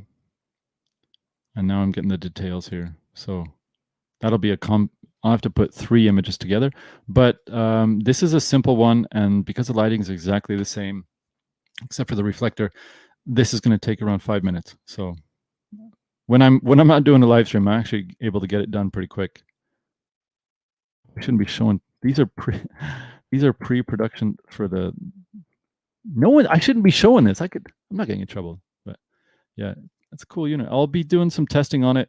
I'm not sure I'm going to actually try it out for this channel, but I definitely will at least get some RMA results for it to see if it sounds any good. These are those new Fitear 2Go 334s, I believe. Yeah. The magazine is called Headphone Book. It's kind of like one of the most comprehensive ones here in Japan. You can see that. Look at those. The work here, putting those 2 earphone or drivers together on these Fitears is good. Now these Fitears are very good earphones. I have the no, I don't have the custom versions of these, but the problem is they're very sensitive. You'll never be able to use it with your Iowa MD player. No, not at all. It's not good. So yeah, they use an Oyaide plug. It's a very nice plug. Some say the best. Yeah. Anyway, let's go back to the stream here. See if anyone's chatting. Lovely looking box. Yeah. Wait. Oh, so this is got a couple of comments here. Phil Glockner. Hey, Phil. Is this your first comment? Have I missed you? iOS supports a lot of Lightning USB C depending on the device external DACs now, which is nice. Yeah, absolutely. One of my favorite is called what is it called? Got the box around here somewhere. I did a review of it on Fauxtaku Lounge as well as Omimage. Spectre X or something like that. Spectra X. That I think it's $100 to $200. It's not cheap. $100 to $130 adapter for iOS, and you might need an adapter to plug it in via USB into Lightning. But that thing will turn what already is good. Let's be honest. The iPhone DAC and the silicon on the chip there, it sounds like a cheap solution. It has power. They drive headphones very well. Maybe they don't sound as exciting as maybe a Sharp, but the sound is very, very good. And these adapters you can use with them, and especially the interface for the music playback isn't quite as good as it used to be on the iPhones, but it's damn good. If you're going to use like a DAP, honestly, an adapter with an iPhone, it's a little bit easy to fumble, but you can use high res using different software like AnyPlayer, and I think Onkyo had one as well. And you use an adapter, and you can get super duper high quality stuff out of your iPhone. And the interface and the everything's faster than a dedicated DAP. So the FIO, it's cool. It's great to talk about. But to be honest, all these dedicated DAPs, and I've used ones anywhere from price of like $30, and I used a Lego one that was like $15, all the way to $3,000 ones. And I think I said 5,000 before. I think I was wrong there. $3,000 ones. They're all cool. The only one that's really, really worth it, and no, I shouldn't say worth it, because there's no way that a $3,000 DAP is worth it, is the Cayenne N8. It has vacuum tubes in there, and it sounds glorious. There's low amounts of hiss in it. The vacuum tubes warm things up. I have never used a filter, a DAC filter or an EQ filter that warms things up in the same way. It's just lovely sounding. But it's big. Battery life isn't as good. The interface is slow. But portably, you can now listen to music that sounds like a vacuum tube, and it's just amazing. Yeah, let's see here. Hey, so first today, Glockner. Yeah, thanks, man, for chatting in or checking in. Yeah. Tony Lauzine, that's a lovely looking box. Tony, I assume that you're talking about those earphones. Yeah, it's a cool looking box. Although I'm not sure exactly we're talking about the same thing. Who knows? I just realized there was a live stream for Minidisc. I had Minidisc. Yes, there is. So currently I'm doing all of this through this channel, Fauxtaku Lounge. And the reason is because you have to have 1,000 subscribers to live stream. Now, if eventually I get 1,000 subscribers on Marche Minidisc, please subscribe, by the way. Let's see if I can post this again. Subscribe to Marche Minidisc, please. I get 1,000 subscribers, we can live stream there. I'd much rather do it there This channel will mirror everything for a while from Marche Minidisc, and maybe forever. I have no idea. But I eventually would like to put all the Minidisc stuff straight into, just a moment, straight into that one. And this channel will cover, just basically Fauxtaku. Otaku means like geek. Fauxtaku is like fake geek. I never get too deep into any one thing in this channel, and maybe that's a big failing of it. I don't know, but whatever. The Cayenne. So the Cayenne, the $3,000 Cayenne that I was talking about with the vacuum tubes, is this one here. I've been using it for advertising photography, for earphones and stuff, because there's some partners. It's not mine. It sounds lovely, and it actually has can't remember what it is. I think it's SPDIF out here. It's not labeled that way, but you can turn it on, so you can actually record from your MD or to your MD through this thing optically, which is cool. You can do that with some other DAPs as well, which is really nice. Yeah, let's see here. But that thing, it is heavy. Oh, it's heavy. You know what? I wish I had a scale here. Tony Lousy. Yeah, I'm guessing 300-400 grams maybe. It's like it feels like a camera lens. I mean, it's much more dense, of course. And it looks like it's milled out of a single piece of whatever. Not sure what it is, probably aluminum or something like that. I don't know. It's got gold highlight. I don't like the look of it. Sound is incredible though. Absolutely incredible. All right, let's see here. A DAP with vacuum tubes. Yeah, crazy. It's not the first one with vacuum tubes. I think there was one from, at least I don't think it's the first one. I think there was one from, I can't remember the name. They were a company, pardon me, one of the first high-end or high-res DAPs back in like 2011 or 12. They came out with it. They're kind of a shady company out of Germany, but it was like some Vietnamese immigrants doing something out of Germany. I don't know. Shady, sounded good, but their stuff, I can't remember the name of it. But they had one. But this one is much better for sure. See, the FIO, I think. Oh, you're looking at the FIO. You mean the case, the FIO itself? Because I don't think I have a picture of the box. They didn't give for the magazine. They didn't. Sometimes they give full boxes, and I have to take pictures of the boxes.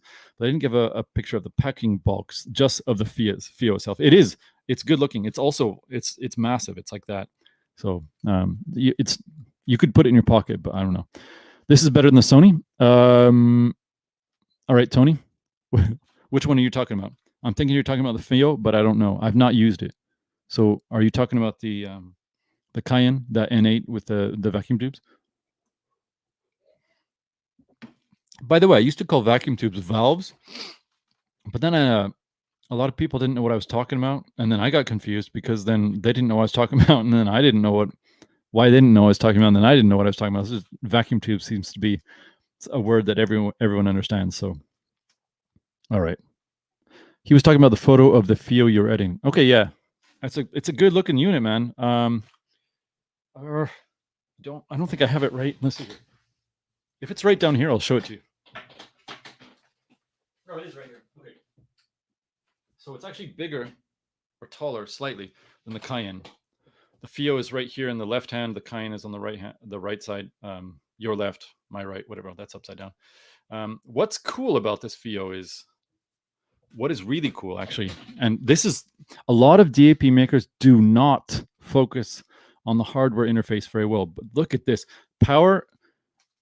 The power button is up here. It's a hexagonal shape, which I neither like or dislike. And then under here, I don't know what that is, what that button does yet. I haven't used this thing, but the volume is a huge rocker here. So you're not going to have, the buttons aren't too close that you're going to end up pressing up or down when you don't want to. And the power button's up here, and it is close, but because this is slightly recessed, I'm not sure you can, wait, can you see that? Not sure you can see it there. Because this is slightly recessed, you're never going to accidentally wonder which one. You're not going to go, oh, that's the power and that's, wait, what is that? No, you're going to know. That's volume up and down, because the button slider that's up toward the power button is going to be the volume up, and that's going to be the volume down. Very, very nice. There's 4 controls on this side, power, volume, and whatever that is. And then on this side, you have your navigation controls. And again, I haven't used this, but this is kind of cool. You, instead of having it vertically aligned, we have play, then tracking forward to back. They've put play in the middle with a raised nib, and then tracking, looks like tracking back for some reason. I'm not sure why they did back on the top. I don't like that. And they did forward on the bottom. However, whether or not I like the up or down location of the tracking forward and back, because they have because they have play, and pause in the middle, it's easy to tell with the nib that there's a button above there and there's a button down there, and they're not right next to each other. So you're not gonna go back when you mean to go forward. That's cool. So if you remember that, it's very easy. And then there's a hold button down here. And then the micro SD card slot, you actually put in a SIM card. It's like you need a little paper clip. You punch it out. I've not put anything on this. It's got USB-C down here. Also, this is cool. A lot of DAPs are finally getting it. Most people who put one of these, it's huge. You gotta have big pockets to put it in. But when you put it in your trouser, I'm just gonna stand up here for a second. Put it in your trouser like this, and you pull it out. You pull it out, and you want to be able to see the screen in the right orientation. But if you have the what are they called? The headphone outputs on the top, you end up having to put the player in like this, and then you pull it out, and then you have to flip over. So you can't pull in and out and then just do whatever you want to do with the screen. You have to flip it over. And that, listen, I'm not sure that's going to cause any troubles of actually using it, but the way this is orientated means that you can just keep it, put it in, put it out, and you don't have to move the cables. You don't have to worry about snapping the cables off. You don't have to worry about flipping the player up and down. And it's probably very expensive. I have no idea the price. It's probably very expensive. So the more you're flipping a player like this up and down or back and forth, the higher chance that you're going to drop it, especially if you're on a commute. So this is real cool that they did this. I don't think we need to look at Lightroom anymore, so I'm going to take that off. Yeah. Yeah, it's cool. I like it. I don't know if this has SPDIF out. It does. Has coaxial. Yeah, has coaxial over here. And then you have balanced 4.4 millimeters as well as a 2.5. So you couldn't use the same cables that you would with your Sharp. Listen, I'll at least do an RMA of this thing. I'm not going to do a review of it because I have to give it back to the publisher. But it's so far it seems pretty cool. Not as cool as MD though. All right, let's see here. He was talking about phony. He was talking about the photo of Theo that you're writing. Yeah, that's right. All right. Any more questions, dudes? We've got a little bit of the beer left, and then we're shut down. I wasn't actually expecting to go so long today. But thank you guys for having some questions. That's cool. Why don't you tell me what you're using, Minidisc, if you have any of that. All three of you guys that are watching and chatting, thank you very much. Yeah. What MDs do you use? Do you have any questions about them? Or do you have any worries about them? I don't know. If you want to know, by the way, I think... in my latest video on Marche Minidisc, as well as the one that I mirrored at Fauxtaku Lounge, I showed a pair of earphones that have an attenuator. They are a Sennheiser MX500 clone, or this is a really shady Chinese company. They could just be a pair of Sennheiser MX500 that they scratched the logo off and put their own logo on. The brand is called High Sound. They made a horrible MP3 player back in 2009, 2010, 2011, and I got into endless debates about them because they put this player hissed so much that through the earphones they supplied it with, you would hear hiss shh in the background. Poor form. Also, and worse than that, through these Sennheiser MX500s, if you didn't use the attenuator really high to get rid of the hiss, you also would lose bass. Like impact. Every low bass, I think it was below like 60 hertz. All of your sub bass gone because they couldn't supply enough current. And a lot of people, I think this company they supplied me 2 different units and I reviewed them. So honestly, in fact, they hated me and we argued back and forth on email. We argued publicly. I liked the sound of it if you plugged it into an external amplifier.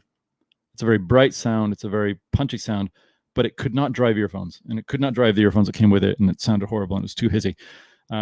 But these earphones are great. They're only wired for 3.5 TRS, so you can't use it with your Sharp DR7 without losing a lot of stereo. But these earphones, like I said in the video, with an Iowa,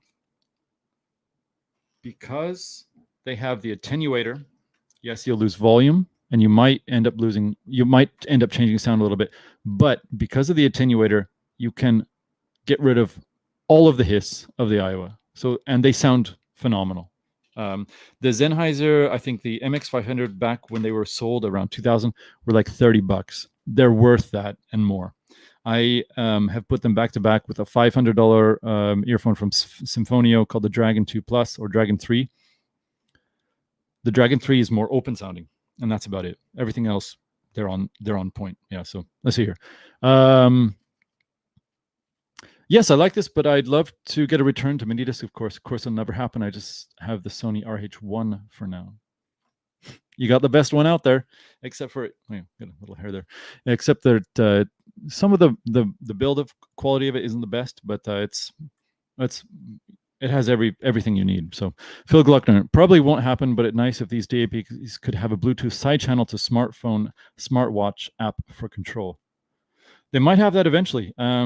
There's a couple of these. I think with a FIO, there was a way to listen to the DAP as an outboard amp if you didn't want to use it as a DAP itself for your iPhone, which is pretty cool. And FIO are very good with Bluetooth. I did a video showing one of their units, got me 100 meters from my iPhone, or almost 100 meters from my iPhone before the signal conked out.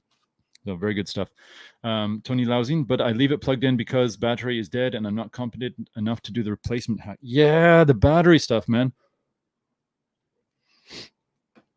Although it looks like they're selling, if you have a 3D printer, you can probably just get one of those little cheap cell phone batteries, something like that, little tiny thing like that. I'm not cell phone, it's something else. And a 3D printer, you can print one of those shunts and put it in there. And it's a little bit easier than the things that were required a couple of years ago before they had the 3D printing designs.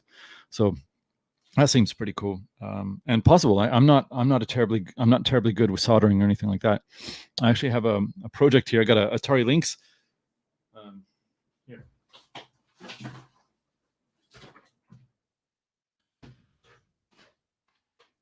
Back in the day when everyone had game, no one had Game Gears, but when some people had Game Gears and Nintendos, I had the Atari Lynx. This one is the screen is being changed to a McWill, which means it's got RGB output with a modern LCD. It looks great. Unfortunately, I don't think I have batteries in here, so I do have batteries, but it's not going to work. The power unit just got destroyed, so I have to replace the power unit, and I haven't done soldering in a long time, so it's probably going to be a little bit of a tragedy going on here, but we might show that later on. Great system. Best California games came out for this system. Yeah. But yeah, not sure why I'm talking about this. Next question. Phil Glockner, are you going to do a big comparo of the current IAMs at some point? Okay, so good question. I'll tell you, this is a really good question. Why it's a good question is because back when I wrote for Headphonia, I got, before an earphone hit market, I got it in. And I would get it weeks ahead of time. And we always had to publish a review right when the thing came out, or as close to as possible, because that's when everyone's eyeballs are looking at it. And if you're trying to get all the clicks and all the views, and what you got to do. But yeah, I had all the high-end IMs, and everything came in, and some I got to keep, some I had to send back. Whatever, you can blame me or whatever, not for that. But I no longer am part of a larger website. I am just attached to Fauxtaku Lounge, Marche Minidisc, my publisher, my magazine publisher. But what I get from the magazine publisher, I get in for a couple of days. And let's say they send me 20 earphones, and they're like, okay, shoot these. 20 earphones. That means 5 images of each earphone.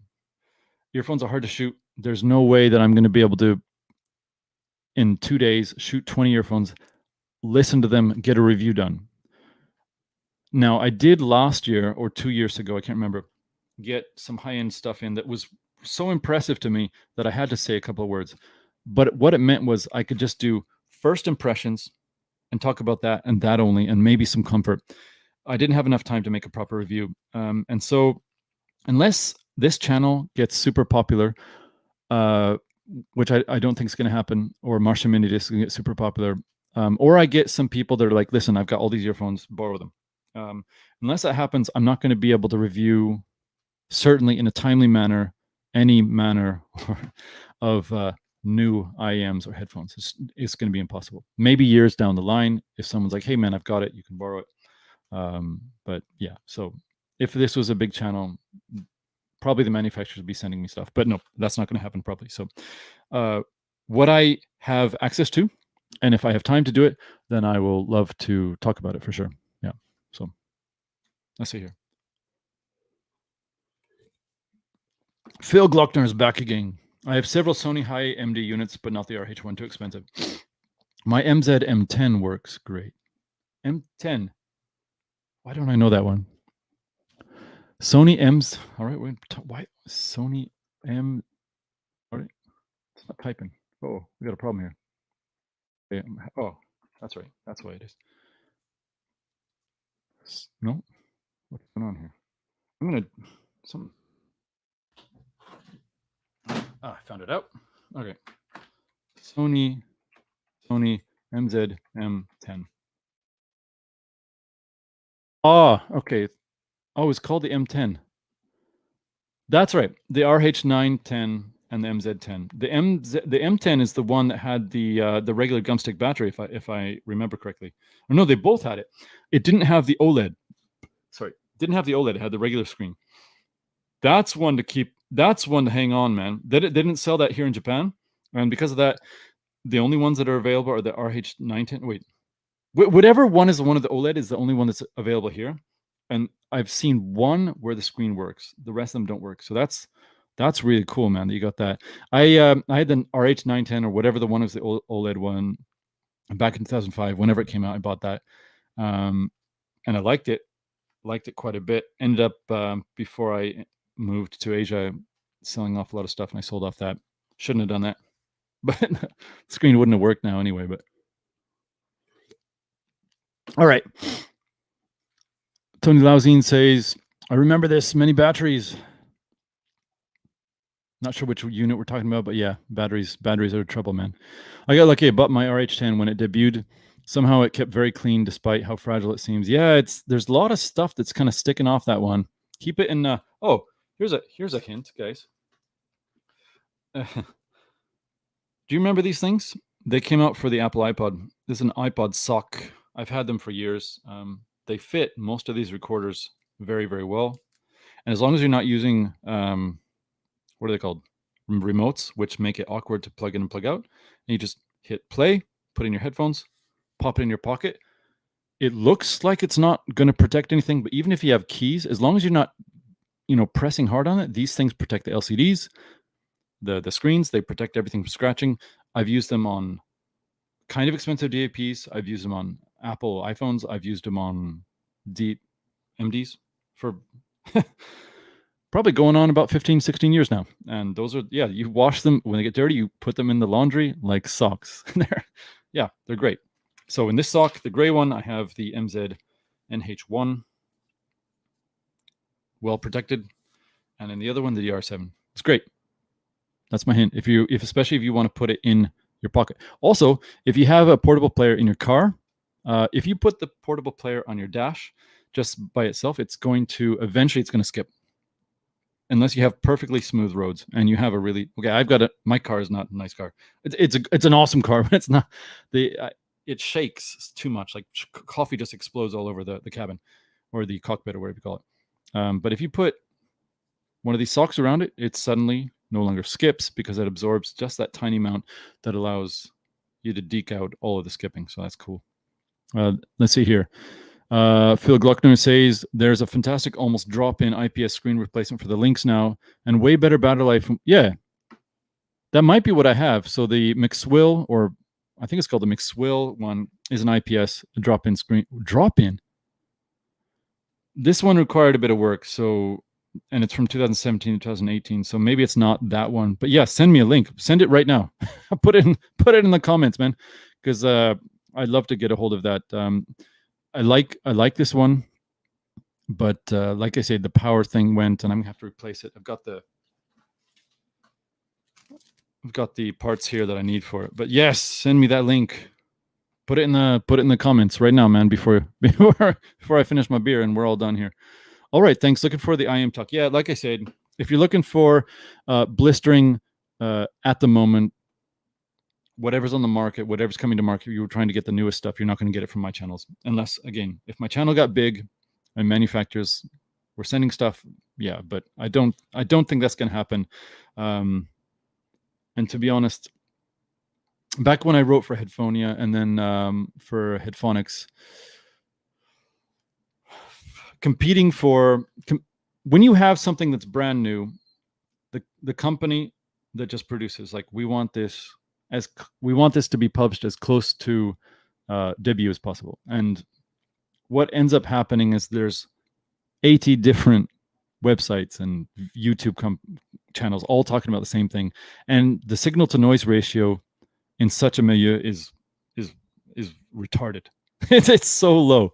There's no use to listen to it or to watch any of them. Some people hate it, some people love the thing. You'll get all these sorts of different weird opinions that jive and don't jive. And to be honest, I mean, I don't read a lot of other reviews. There are a couple of other reviewers that I do, because they have better presentation styles. They write better than I do. Maybe I trust their ears, whatever.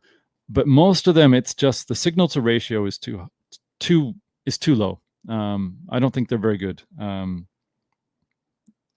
I'm not saying I'm the best at all, but I know what I like, and I figure that if people understand how I review, and they followed me for a while, and there are some people that have followed me for a while, since I did Touch My Ups back in 2009, 2010, they know what I like, they know how I've evolved, and they can kind of parse, oh, Nathan hears this and I hear it too, or Nathan hears this and I have a different take on it, but they can kind of subtract my opinions from how they also view the same thing.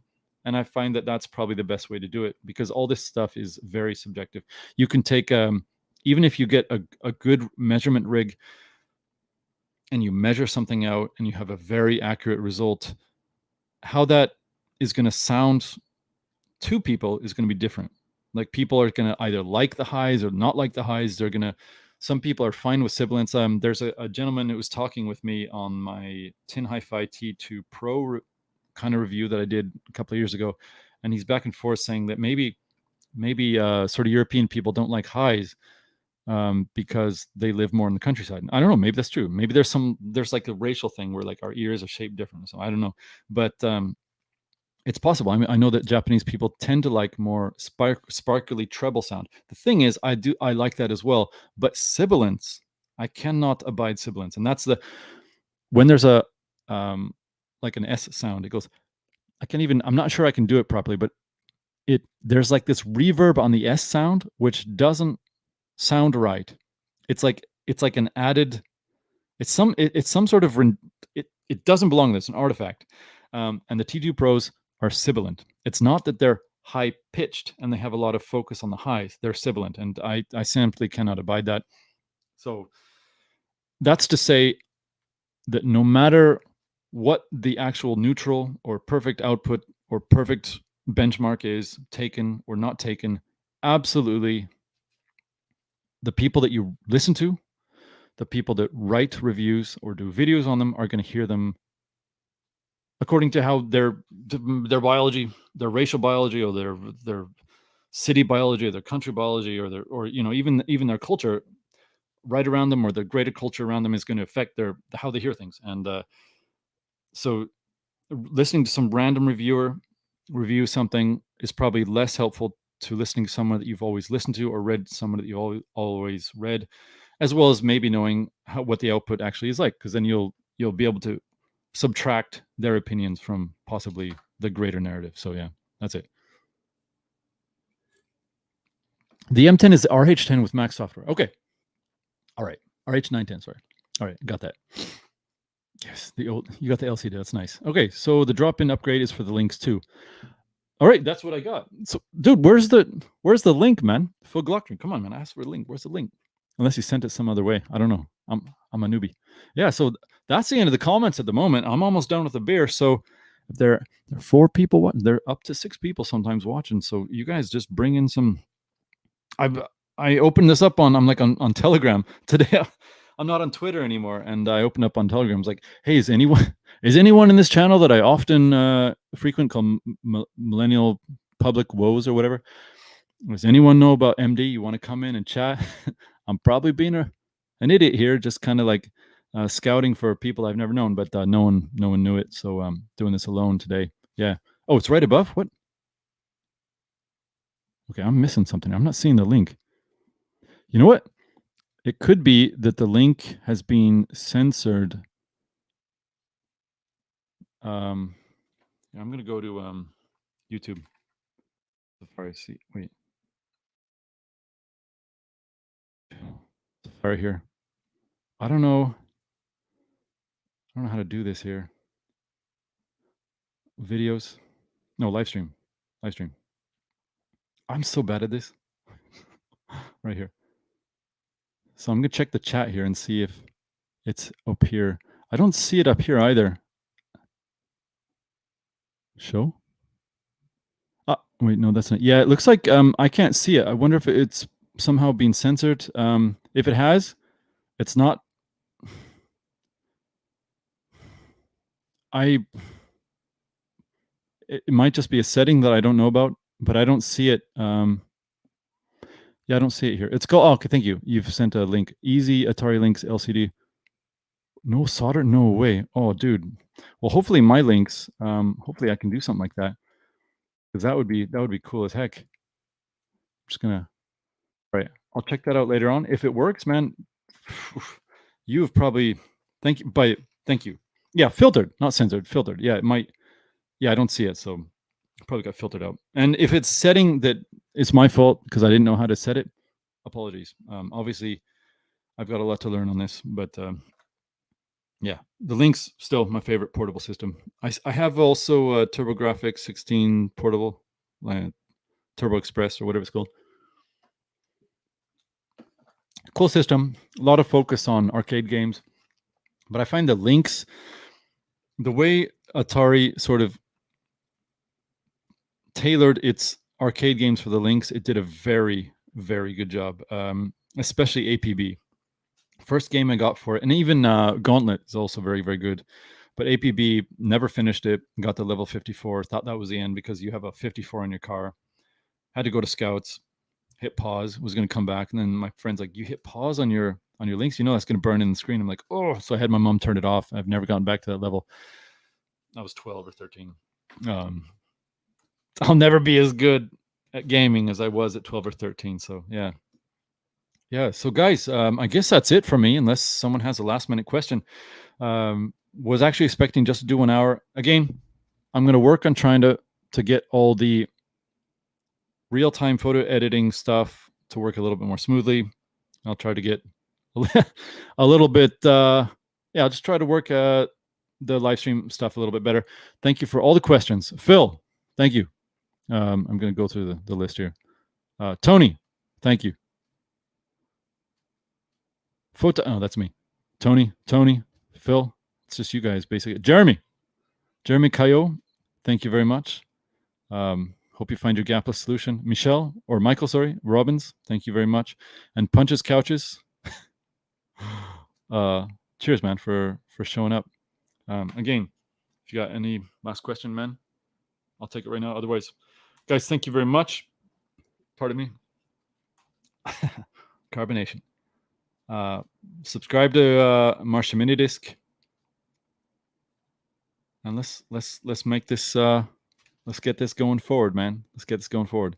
All right, guys. I'm just going to put on my outro video, and I'll see you guys the next time. Hopefully, next time we'll have Garrett on. If he's on, it'll be a little bit more smooth, and it'll probably a little bit more interesting because we'll get some back and forth. Well, he'll be like, "No, dude, that wasn't it." I'm like, "Okay, all right, fine."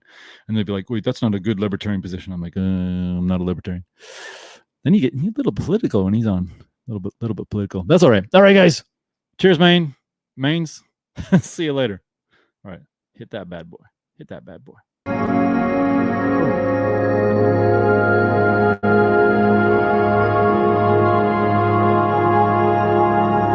See you guys. God bless.